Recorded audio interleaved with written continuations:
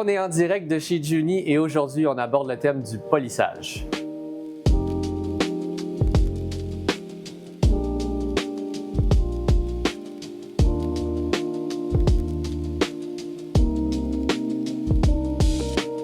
Le polissage, ça s'exprime en taux, c'est-à-dire un pourcentage de ce qui reste. Donc, quand on inscrit 60% de taux de polissage, c'est parce que j'ai enlevé 40 et j'ai mis dans mon saké 60% du grain de riz. Alors, le polissage dans le saké, ça sert à quoi? En fait, plutôt que de broyer les grains de riz comme on pourrait le faire notamment dans la bière, on va venir retirer la partie extérieure du grain de riz, celle où il y a plus de protéines, de lipides, minéraux et vitamines, et conserver un centre qui est plus riche en amidon, c'est-à-dire la composante qui va se transformer en sucre et ensuite en alcool. Quand on cible l'amidon pur ou l'amidon en plus grande proportion va avoir des tendances sur la délicatesse et le raffinement pour le saké fini. Pourquoi est-ce qu'on veut faire ça? C'est que quand ils sont en excès, la fermentation va s'accélérer et on ne pourra pas développer les arômes délicats de fruits et de fleurs, typiques des sakés, ce qu'on appelle le fameux ginjoka. Et si vous voulez en savoir un peu plus sur le ginjoka, il y a une autre vidéo à ce sujet dans la chaîne de Nijikai. Autrement, si on enlève les protéines, et si vous avez aussi vu la vidéo sur le koji, vous savez que les protéines sont converties en acides aminés, notamment, donc en umami, en saveur. C'est-à-dire que si on enlève trop de protéines, on va également perdre la signature des sakés, la signature umami, la signature savoureuse de rondeur, de texture. Donc, polir un grain de riz, c'est bien, mais c'est pas parfait. Il y a un plus et un moins. On gagne en raffinement, on gagne en arômes délicats et on perd en arômes céréaliers, on perd en texture, on perd en umami notamment. Autre point du polissage, si je polis un grain de riz à 35% versus un riz à 70%, j'ai besoin de 2 fois plus de riz pour faire la même quantité de saké.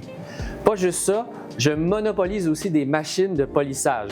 C'est des grandes tours avec une pierre qui tourne à l'intérieur. Le grain de riz va se frotter sur la paroi et remonter plusieurs fois jusqu'à atteindre le taux de polissage souhaité.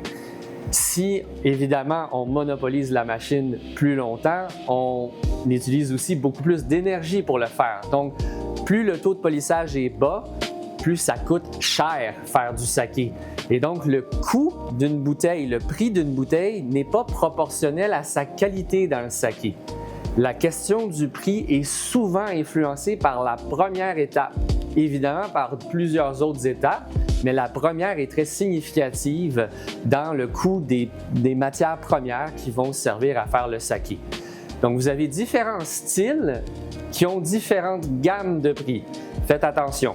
L'avantage du taux de polissage le plus bas, à 70% environ, c'est que ces sakés-là se marient notamment beaucoup mieux avec les plats. On va avoir plus d'umami qui va agir comme une toile de fond de votre plat versus un vin qui serait vraiment ultra évident ou proéminent. Il va prendre toute la place dans votre accord. Mais ça va vous coûter nettement moins cher de le faire. Donc, vous allez pouvoir faire des mariages plus facilement avec des sakés qui ont plus d'umami, qui ont moins de taux de polissage. Et donc, si vous avez suivi, où le chiffre de pourcentage qui est apparu sur l'étiquette va être le plus élevé.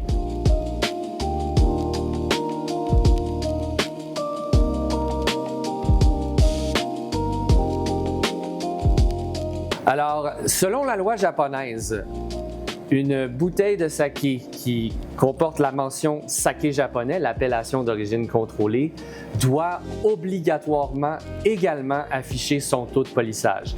C'est malheureusement pas le cas pour tous les sakés au Québec, mais ça tend à changer. De plus en plus, les agences, sans se fier aux règles minimales d'importation, vont ajouter de l'information supplémentaire. Et la première information qu'on souhaite ajouter, c'est évidemment le taux de polissage. Et sur ce, si vous voulez en apprendre davantage sur les détails vraiment plus scientifiques de qu'est-ce qui se passe dans une cuve de saké, je vous invite à suivre la formation spécialiste de saké Nijikai qui est donnée en ligne ligne à partir des sakés qui sont disponibles au Québec. On se rejoint sur nijikaisake.com et on se retrouve pour une prochaine vidéo.